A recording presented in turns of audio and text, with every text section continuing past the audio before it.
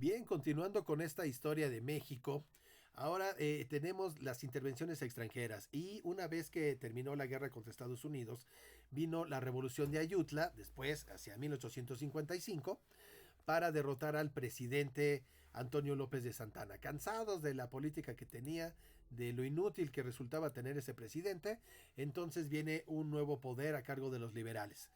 ¿Quiénes elaboran las leyes de reforma durante el mandato de Ignacio Comonfort? Tenemos estas tres principales leyes, que son la Ley Juárez, la Ley Lerdo y la Ley Iglesias. Esas leyes después se incluyeron en la Constitución Política de 1857 y eran totalmente de corte liberal. ¿No? La Ley Juárez consistía fundamentalmente en disminuir los privilegios que se tenían en los tribunales especiales. Por supuesto que teníamos un tribunal general, ¿no? Que era el tribunal civil, pero había también un tribunal para la iglesia y un tribunal para el ejército. Esos fueron los que perdieron los privilegios. Entonces era posible juzgar a una persona religiosa o un militar en tribunales civiles si el delito era de tipo civil. Esta fue la primera ley, la Ley Juárez de 1855. La siguiente ley de 1856 es la Ley Lerdo o Ley de Desamortización de los Bienes Eclesiásticos, ¿no? Y fincas y rústicas, etcétera. Es decir, la Ley Lerdo consistía en expropiar las propiedades, ¿no? Quitar los territorios, quitarles las fincas, todas las hectáreas de siembras parte de la tierra que no era utilizada, esa fue expropiada. Entonces ahora era parte del Estado. ¿No? Todo lo que no se utilizara, entonces ahora era urgente utilizarlo. ¿Para qué? Para hacer productivo el campo. Pero por otro lado, para quitarles poder también a los conservadores. Fue parejo, se lo quitaron a ricos y pobres, ¿no? Hubo muchos campesinos que quedaron ahí sin tierra, mucha gente que tenía grandes latifundios, pues perdió ahí muchísimo, pero sobre todo había muchas propiedades que eran de la iglesia. A ellos fueron a los que más les quitaron, ¿no? Esos tesoros, esos patrimonios, ahora eran parte del Estado. Esa es la ley Lerdo. Y luego vino al siguiente año la ley Iglesias, la de José María Iglesias, ¿no? Que consiste en la ley de obvenciones parroquiales. Es decir, ya no le iban a permitir a la iglesia por el cobro de servicios religiosos, que en aquella época eran bastante ostentosos. Así que todas estas leyes en realidad iban en contra de las ideas conservadoras, en contra de la iglesia.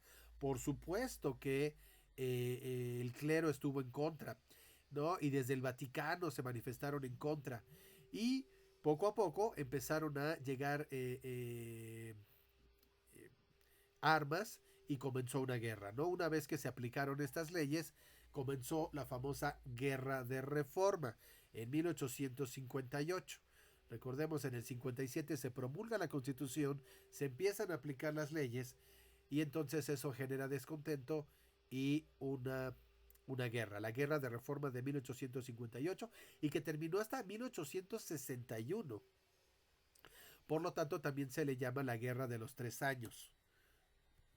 Esta guerra fue ganada por los liberales. Y entonces continúa el gobierno liberal en 1861 a cargo del ahora presidente Benito Juárez.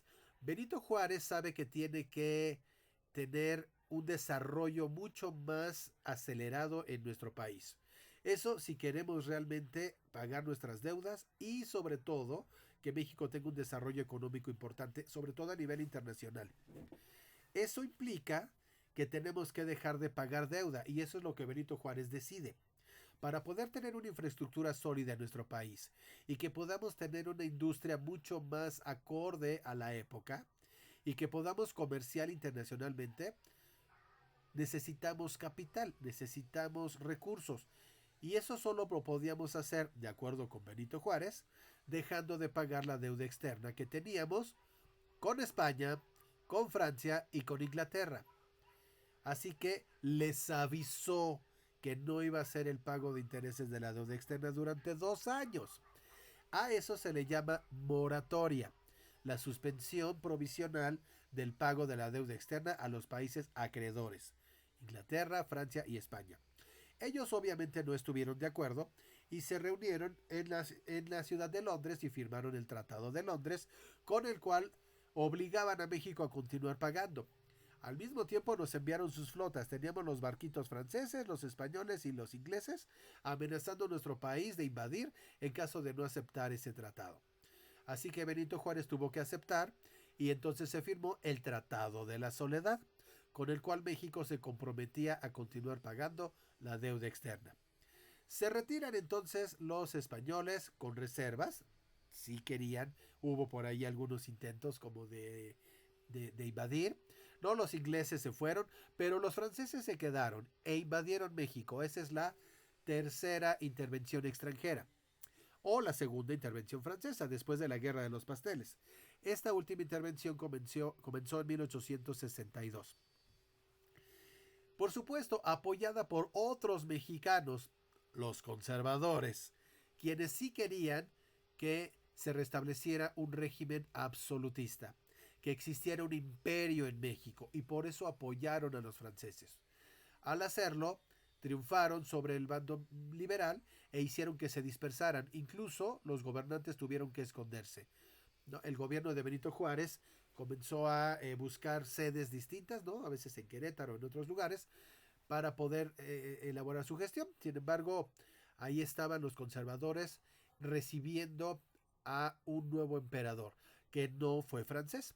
Trajeron a un austriaco, ¿no? Por supuesto, desde Europa llegó Maximiliano de Habsburgo. Llegó hasta México, llegó con su esposa Carlota y comenzaron a gobernar en 1864.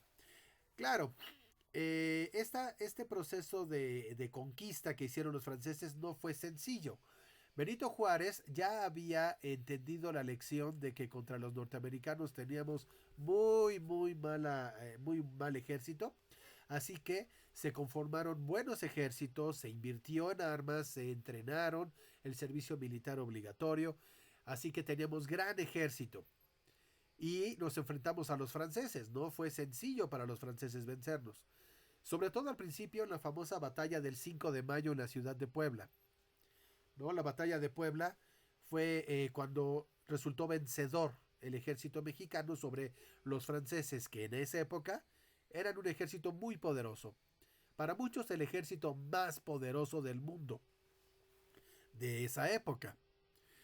Por supuesto, haberlos vencido fue una gran humillación para los franceses y entonces regresaron, llegaron con más, llegaron los mejores y entonces nos ganaron. ¿Vale? La batalla del 5 de mayo fue histórica. En ellas participaron grandes personajes como el generalísimo Ignacio Zaragoza o el gran soldado que siempre fue Porfirio Díaz, ¿no? Quien mereció honores por esa batalla. Sin embargo, ganaron esa y después perdimos las demás. Entonces llegaron los franceses, nos vencieron y fue como establecieron su gobierno, trayendo a Maximiliano de Habsburgo, que comenzó a gobernar en 1864 y hasta 1867. Este fue el segundo imperio mexicano. Recordemos que el primero fue el de Agustín de Iturbide en 1822. Este es el segundo. Y sí es imperio mexicano, pero es un extranjero el que está gobernando. Él, después de la batalla de Puebla, logra llegar, después de que se decidió que él iba a venir, en algo que se llamó la Junta de los Notables, ¿no? En Europa.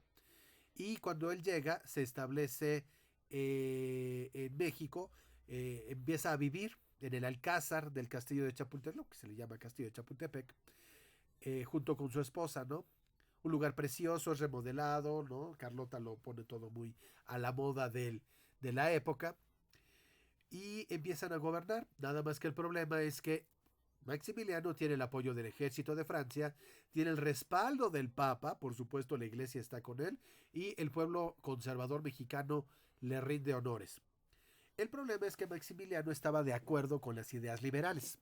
Maximiliano empezó le parecían coherentes las leyes de reforma y le pareció que era bueno aplicarlas.